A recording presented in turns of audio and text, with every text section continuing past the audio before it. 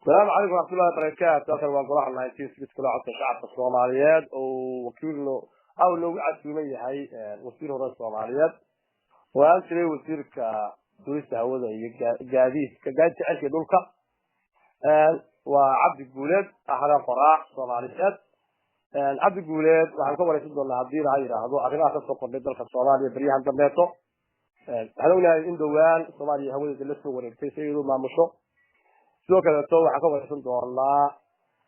siyaasadda dhawaankii magaalada Kismaayo isla dawladdu wuxuu qaban kartaa siyaasado ku saabsan fara badan Cabdi Guuleed waxaan jeclahay marka hore sababta Cabdi Guuleed golaha 96 ayaa codkaaga qaadi doona waa website-ka lagu magacaabo golaha 96.com iyo Facebook lagu qaadi doonaan waxaan jeclahay marka hore aad weydiin Cabdi Guuleed waa kee haska faraxad way soo markaa بسم الله والحمد لله والصلاة والسلام على رسول الله والله معاه حسن هذه أربعة ما حسنتهاي صار الشيخ عبد الجليد وبايلوت هراء أصاري الرئيسة وسركال هراء عيرن كأركعة كشقين تلين هذا الربع إيو إير ترافيك كنترول كواسوغاتي حبشتات رومانيا إيو كندا إيو مريكن سعادل مركا لغير الصوماليا مركا dhinaca hogaaminta diyaaradaha taawarada iyo raadar la'aanta intaba waan ka shaqayn jiray Soomaaliya iyo meelo kale intaba dhinaca duulimaadka pilot baan ahaa kabacdina waxaan qaatay maadada la yiraahdo aviation management ila master degree oo jaamacadda Australia ku taalo Griffith la yiraahdo soo baxay saas sheegtayna hadee wasaaradda gaadiidka xilka dhulkan waxaan ka ahaa wasiirkii dowladda ku gargaarkaay marka yaani barnaamijkan mawduuca ku saabsan duulimaadyada rayidka iyo kuwa militariga intaba aqoon fiican baan lahaa oo ka shaqeeyay xeerarka adduunkuna inkastoo maalin walba ay isbedelaan waan garanaynaa lagu kala hado iyo sida ay maanta yihiin weliba marka aniga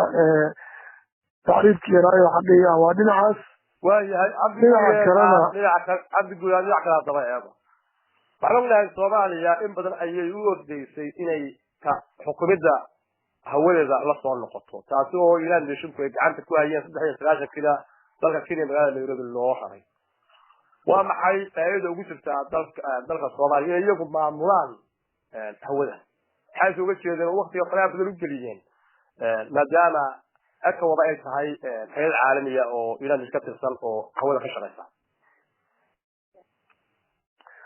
ordo saas sheegtay maxamedow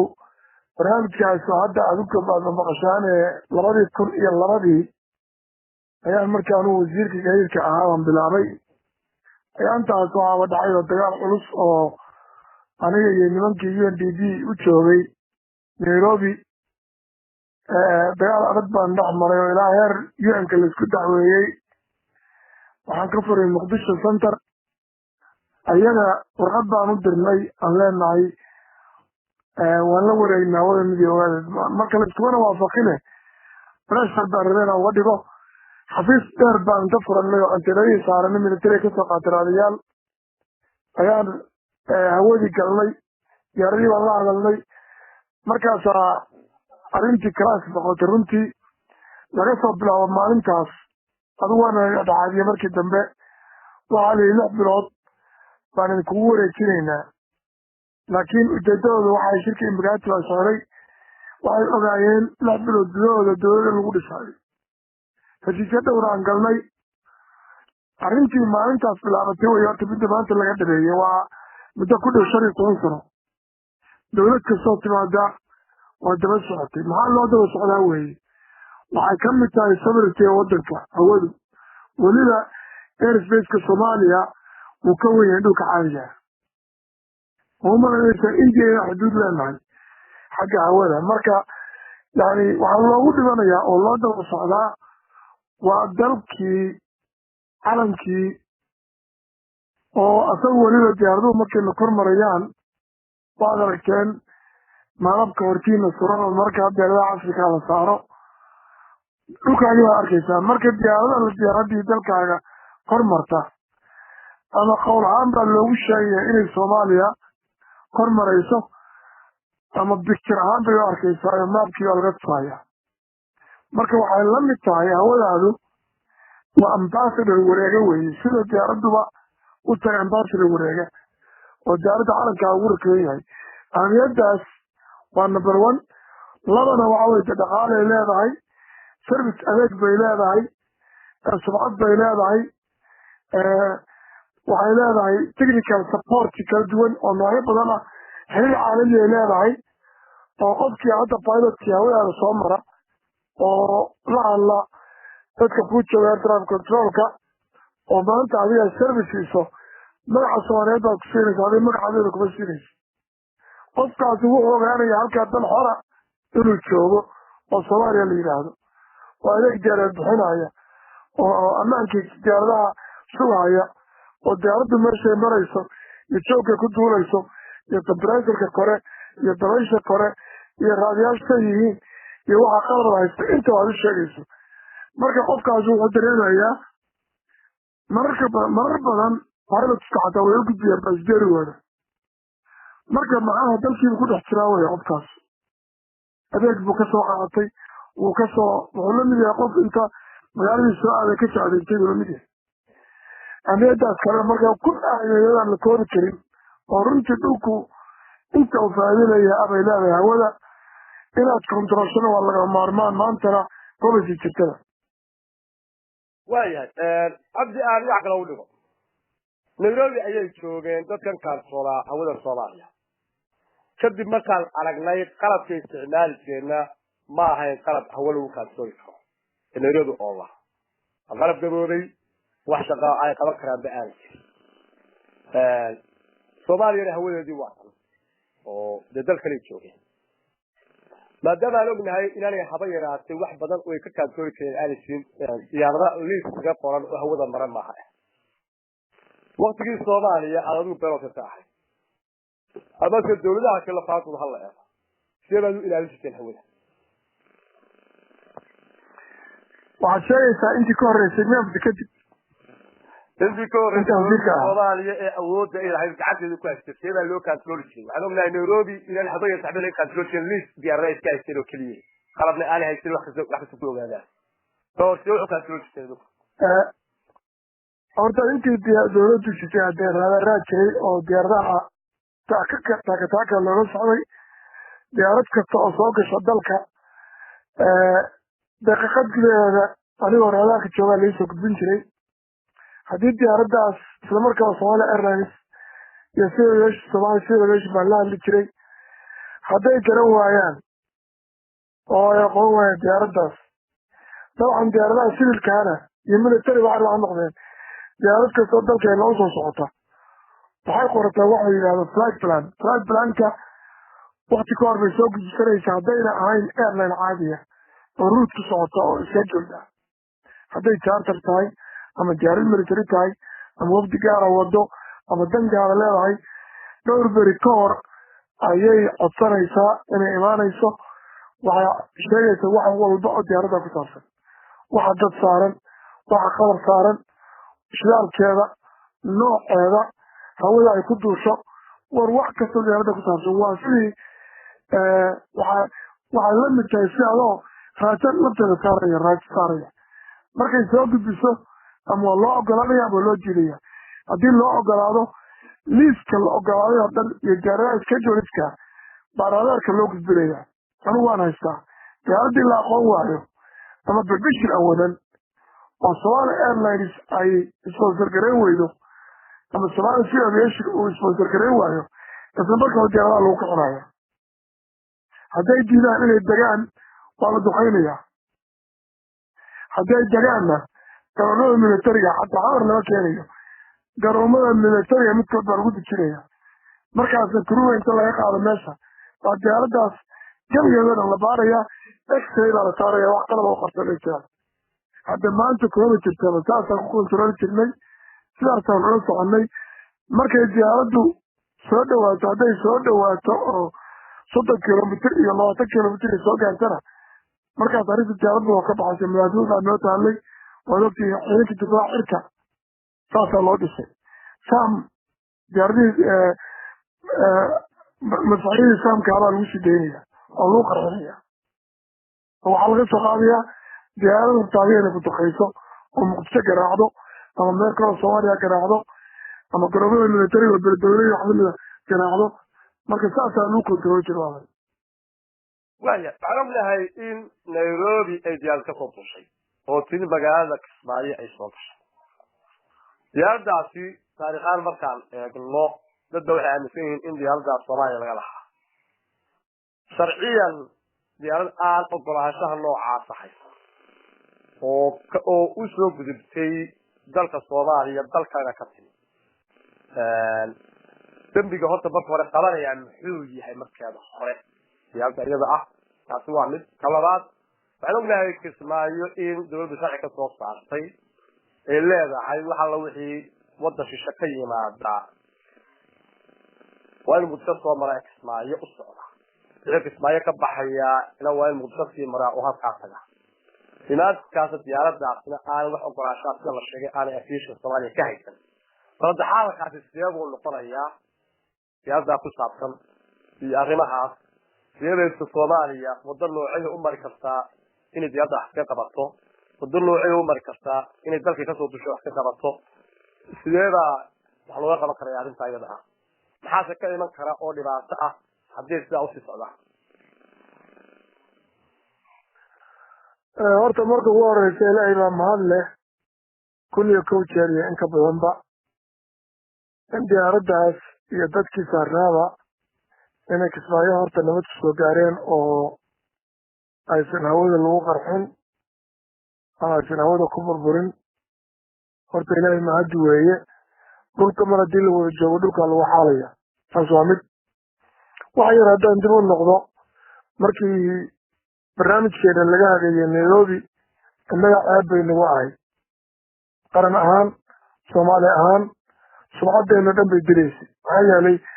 ninkaas raadiyaasha kharaabkaa fadhiya uu waatay guriga ay wax ku samayn jireen gurigana fitir raadiyaasha ugu jireen markaasuu wuxuu leeyahay jiri ku yaala markaasuu wuxuu leeyahay diyaaradda markuu la hadlayo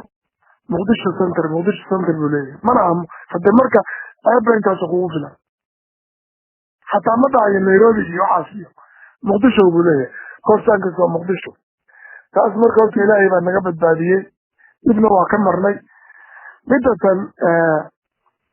فهذا وسائل لا صعطة وذلك عندما هذا إنه متشوقنا أيونكم بيش الشوكان وعدوكتين طلعت مران وعباء شكاد اثنين وشبنان هذا عمر طوال وحول يا ترسباش بالوغارية وعلى الغين يوم وذن وانقلب وذن محل دا حدود قرنية او ديارات كانتين دل حريركين لمكا اصلا سيارين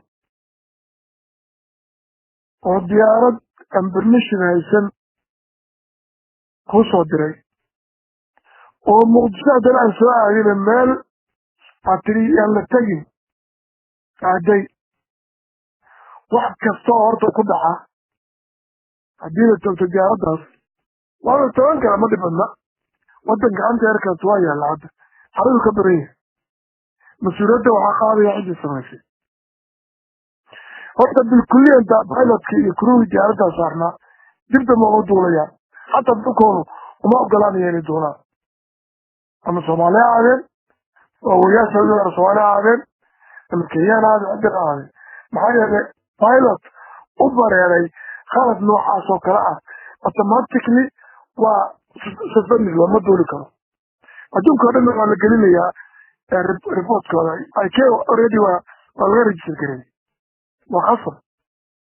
incident كستا وأجياشي كأه أدوم كانوا وعلى الرياء ولا دوكمنت كايوا incident كستا حتى وعمير مثل إلهانه لو جروا سدواتي أما دول كانوا سدواتي لما أرجع سدواتي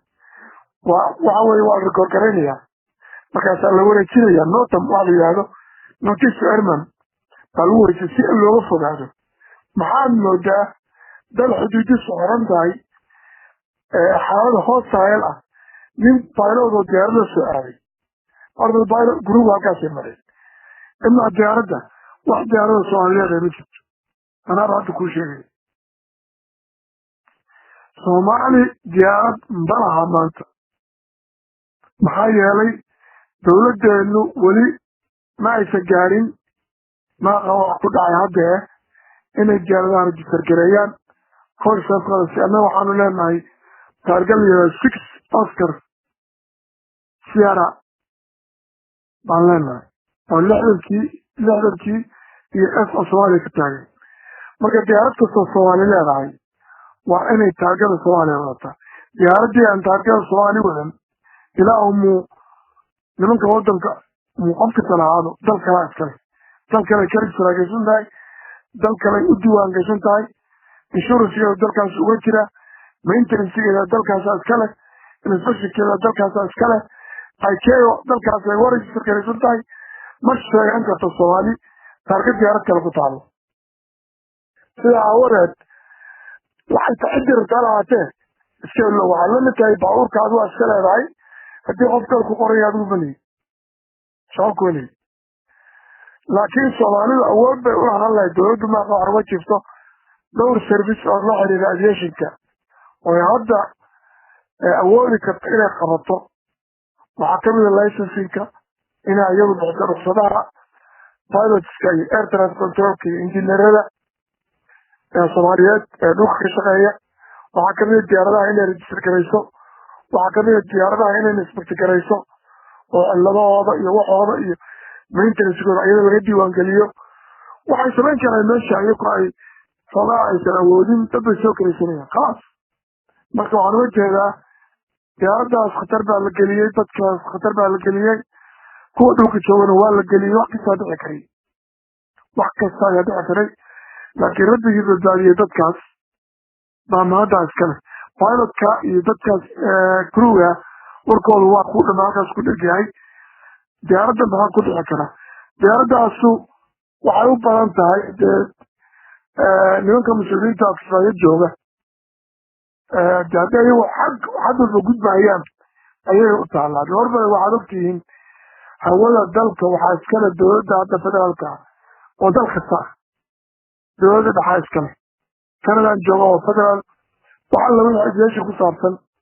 ama airport ha noqoto ama ha noqoto duulimaadyada waxaa iskale dowladda dhexe America waa la socotaan FAA noliya iskale Federal Aviation Administration la yiraahdo ma soo dhexgeli karaan shaqada kuwa laha nin maamul goboleed jooga oo haddii aan la kuurayahay isaba dacwis aqoon u lahayn markaas waa gaarkeeda ma soo dhexgeli karaan dowladda sarta ka heli kartaa kolley hadda diyaaradii dhulka hadday taallo war la istaxweynayaa mana aha maarata arrin ciyaaro waa arrin khatar ah oo tegi karta international crisis bay tegi kartaa adduunka o dhan waa cambaarayn baa ka imaan karta golaha loo dhan yahay iyo security council kulli haddaan dowladdu afgacoor hadhihi jiray noqonida iyadoo aysan aamusin kiis bay haysataa ma garateen siday iyaga loola macaamili karaa dalkii ay kasoo kaxday isleebay Soomaaliya ugula xisaabtami kartaa arrintaa iyada waxaad ogaataa ninka la yidhaahdo maxamedow innaga diyaaradaheena oo ruqsado haysta diyaaradaha ka baxa Soomaaliya yaan uga jeedaa ayagoo ruqsad haysta oo flight plan qortay oo wax walba qortay maana la yidhi soo mara meesha la wajaas markaasa intaas saacadood oo u haynaya wajaas mas-uul iyo mid su'aal u socday iyo mid xagga u socday iyo mid daktar lahaa qolo marka baryaha maqlay dalcaafimaad u socday baa lagu celiyaa muqdisho lagu celiyaa muqdisho waxaa sababtii isalayaa laakiin bal wajahiya arrintaada wadniin kala tuuray ka waran oo iyagu haddayna ku faraxsan yihiin kenyana inay tiraahdo haddaa artaa duula ka tago ku hayso saacado tira badan caasimadana ay diidaan maxay kugu muuqataa diyaaraddaas ruqsaddan oo xamar ka kacday ama gaabkacyo ka timid ama hargeysa ka timid awood ma u leedahay inay baal marto meesha la yidhaahdo wajaas ma laha wey taa macnaheedu waxay ku dhammaanaysaa inagu qaran ma nihin halkaas arrinta ku dhammaanaysaa pilotka soo xadgudbay oo diyaaradda keenayna qaran nooma haysto taawarkii ay ka soo kacay ilaa diyaaradanu markay soo kacaysay waxaa ka soo kacday ama wilson actually nairobi ka soo kacday taawar baa jira raadaar baa jira kulli baa jira ayaa soo kaxeeyey dowladday ka soo kacayna qaran nooma haysato baaradkii diyaaradda keenada qaran nooma haysto midka yiri sharci-la-aan igu soo dhigda qaran nooma haysto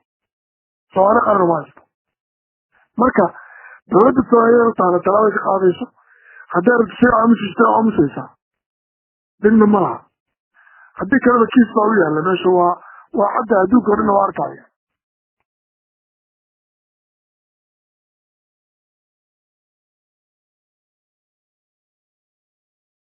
miyaan kala goona maya waynu kula hadlaya waxaa jirta waktigii madaxweyne xasan dalka haystay in 2 jeer wiil gudihii ay 2 diyaarad yimaadeen diyaarad waxay ku dhacday diyaarad weyn bay ahayd waxa ku dhacday meesha maxay cabiska iyo askii dhexdooda madaxa dubta ayaa awoodta la sheegaa diyaaradna wiil gudihiisa waxay fadhistay dhalaan jeerku weynaa laanta buur agtiisa ay haystay diyaarada beeyo ahayd waqtiga isaga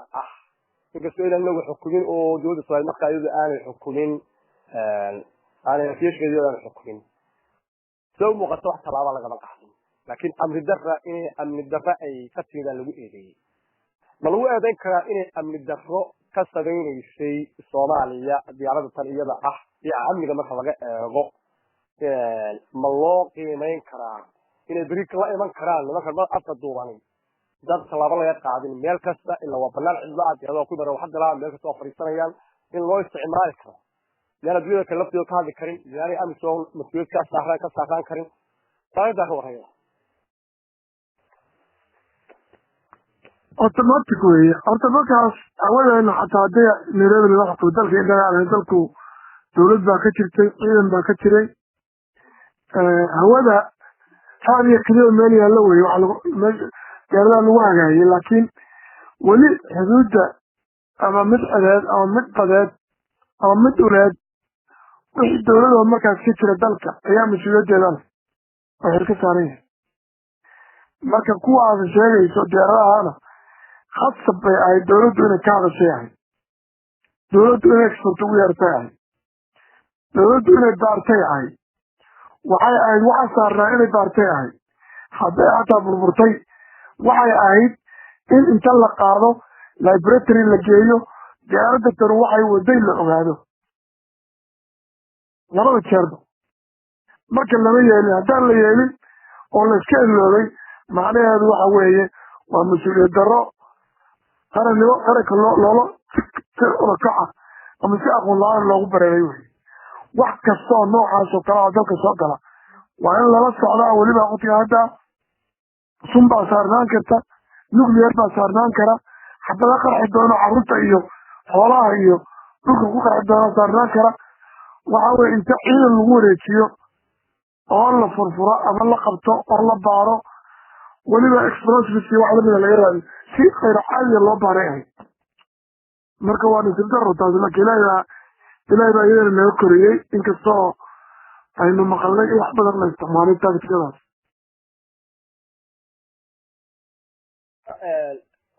diyaaraddan iyada ma samayn kartaa duulimaadno dalka gudihiisa hadda oo maadaama ay jiraan dee tuulo kasta iyo degmo kasta ay hadda loo xaaray meel garoon ah oo diyaaradu faysan karaan iyadu ma samayn kartaa inta kastaa ka duusho inay degmooyinka bannaan fadhiisan karto kasoo qaad afmadu kasoo qaad degmooyinka kaleeteed ee Soomaaliya dowlad goboleedyada kale kasoo qaad maadaama aan ciidan jirin arrimaha hadday samayso maxay iman karaan horta hadda lafta diyaaradii dhulkii way garoobkii Kismaayo fadhidaa nimanka Kismaayo jooga iyo dowladuna waa iskhilaafsanaayeen sharciyan diyaaradda fakada in la taga maaha waxaan filayaa dowladdu inay mar horeba qolyaha ay khusayso oo sida maaragtay amisom iyo ay already ku horgelisay diyaaraddaas inaysan kici karin dee garoonkana waa la wada joogaa haddii markaas amisom ka diido oo amisom ay iyadu dee foodadii qayb ka qaadato waa meel kale laakiin waxaan u malinayaa inaysan diyaaraddaas mar dambe kici karin legally iyo si walbaba marka loo eego meel kalena uga duuli karin meelaha kan gudaha diyaaradahaas yararkaa oo hadda dalka u kala duula keliga iska wadane waana qalad habkasay ku shaqeeyaan hadda waxay ahayd nidaamka caalamka u qoran diyaarada dalka haddaan laga lahayn asayna special permission qaadanin oo dawladdu baahay ugu baahanin waxa weeye inay dadka soo qaado muqdisho keliya dejiso ka noqoto muqdisho shan nooc baa jiro oo hataa marmarka qaarkood diyaaradaha waa loo ogol yahay emergency keliya inay ugu soo degaan mar waxaa loo ogol yahay shidaalka inay ka qaadan karaan mar waxaa loo ogol yahay oo keliya inay baasideer ku dejiyaan hal qofna iska qaadan karin marna waxaa loo ogolaadaa marka adigaba kasoo qaadanayso adigaba ka qaado asaga qaado haddii aniga la yidhaahdo muqdisho meel ahayn buu ka qaadaya qof waa inaan anagu jeer kasoo qaadan karaa waa inaan gaarisa kasoo qaadan karaa waa inaan mambaasa kasoo qaadan karaa yani hadda xiriirka aviationka oo soomaaliya iyo kenya ka dhexeeya baadil caalamka oo dhan kama jiro maxaa yeelay adduunka xisaabbu ku socdaa marka nimanka kenyaanka oo hadda marar walba soo duulaya oo inta nin soomaaliya shaarkiisa lagu soo geliyo diyaaradda soomaalidana waxaas waa khayr sharci waay waxay dawladdu u baahan tahay inay dib isugu noqoto oo la xisaabtanto bahda aviationka expert soomaalida waa jiraan oo yaqaano waxa kan laakiin dadkii hore shaqayn jiray wax ka jooga ma maqlanin inaan dawladdu shaqayn maalmadan kuwaas marka waxaan uga jeedaa diyaaradaha kanu inay u kala duulaan ma ahayn goboladeena dhexdooda waa qalad marka taasaan uga jeeda walaal waa gartay maxaad kula talinaysaa ummadda soomaaliyeed meel kasta kaa dhegeysanaysa marka loo eego dhinaca diyaaradaha iyo isticmaalkooda iyo weliba maxaad kula talinaysaa dowladda federaalka lafaaanteeda hadiiba codkaaga maqashada dawladda horta dhinaceeda haddaan u hormaro midda dhexe waxay u baahan yihiin anuada siyaasadiya kalama hadlaaye soomaali kala cosaan inay aviationka dhamaystiraan isticmaalaana dadka aqoonta u leh meel aviation looga baahan yahay markii saaxiibtinimo iyo qaraaraysi iyo kooxaysi lagu shaqaaleeyo ama lagu waxaa kala soo baxayaan cilmiga loo daayo taas waa taas serviceskeeda ka dhiman ama adeegyadeeda ka dhiman oo ay ka mid yihiin in diyaaradaha la controlo in soomaaliya bixin karto laysikii diyaaradda in soomaaliya bixin karto shatigii in soomaaliya bixin karto pilot trainingkii in soomaaliya bixin karto pilot licenskii engineer licenskii waxaasoo dhan wax la awoodo oo soomaaliya samayn jirtay weeye maantaana cilmigu ka badan yahay dawladduna waa ka daaday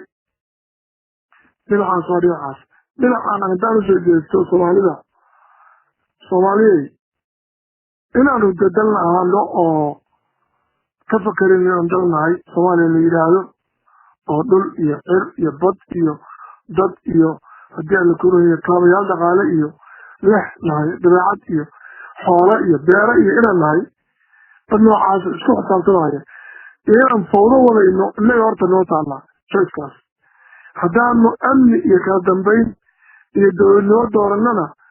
waa inaanu sida ay tahay ugu dhaqanaa doorka ay kala leeyihiin dawladda federaalka iyo dowlad goboleedyadu wayna cad yihiin doorka ay kala leeyihiin golaha wasiirada iyo golaha baarlamaanku wayna kala cad yihiin iyo intii kaloo la halmaasha ma dhexi karayso inaan xeelal adduunku watana qaadano sida madaxweyne iyo ra-iisul wasaare iyo haddii aan la kuuran yahay wasiir iyo xildhibaan ana u dhaqano sidii waxaanan garanayn adduunku waa na eeganayaa waa na fiirinaya ama magacyadooda aan u dayno magacyada adduunka samaystay aan faraha ka qaadno aan noqono dad xoolaheena aan dhaqan jirnay sooda ugu dhaqmaasha ama si ay tahay no aado waxyaalaha hadda aan maqlayno oo ka dhexeeya dowlad goboleedyada iyo dowladda dhexe iyo madaxda dhexdeeda iyo ma aha wax baa qurux badan shacabkuna kuma farxayaan midda kale qofku markuu mas-uul noqdo oo madax noqdo ceebta waa ka cararaa wuu isyareeyaa intaad magac weyn yeelato haddana inaad ceeb dhex taagnaato waa aad bay u farxunta waxaad ogtihiin haddaad rabto inaad meelaad habboonayn tagto maraad howan magacaaga waad qarin qaar baa maaskara xirta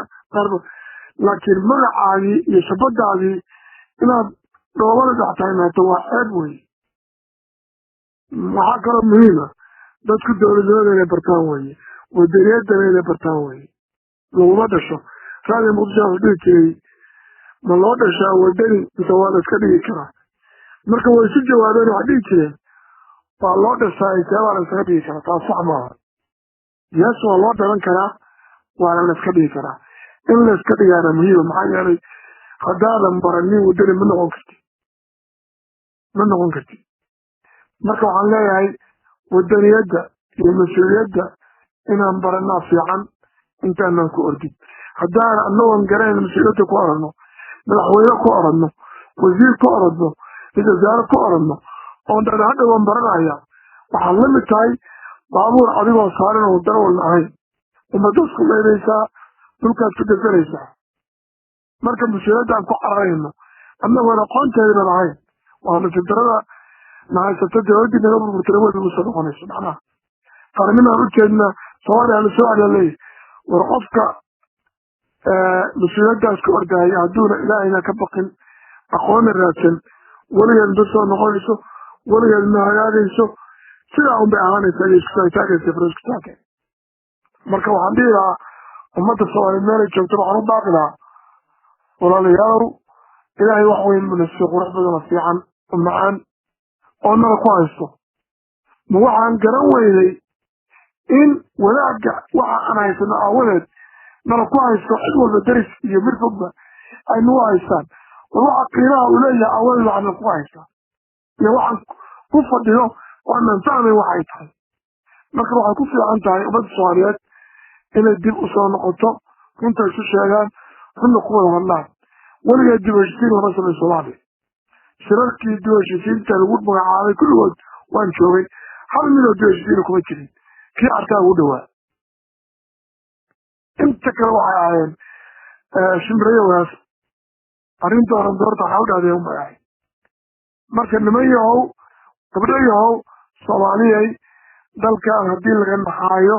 sidaa loo dhaamo dadkan haddii laga naxaayo sidaa loo dhaamo barwaaqadatan haddaynan danaynayn aanaan danaynayn dadkaa loo daaya markaas xabo inay qaataan intaasoo soomaali dhiiraa laakiin taas igama aha dambe waxaa iga dhab ah inaan jeclahay soomaaliya dadkeeda dalkeeda diinteeda dadnimadeeda xuduudaheeda ilaahayna ha u xafido ayaguna ha xafitaan intaa waxay nagu dhamaadeen waraysigan caawa lalahaa inaan kaga weysanayno aviationka iyo diyaaradaha iyo weliba talabixintii dheeradii uu dadka soomaalida siiyey wasiir hore cabdi guuleed aad iyo aad baad mahadsantahay boqolkiiba boqol soo dhawo golaha 1960 alkaaga waxaa qaadan website ka wada guulaysan leeyahay golaha 1960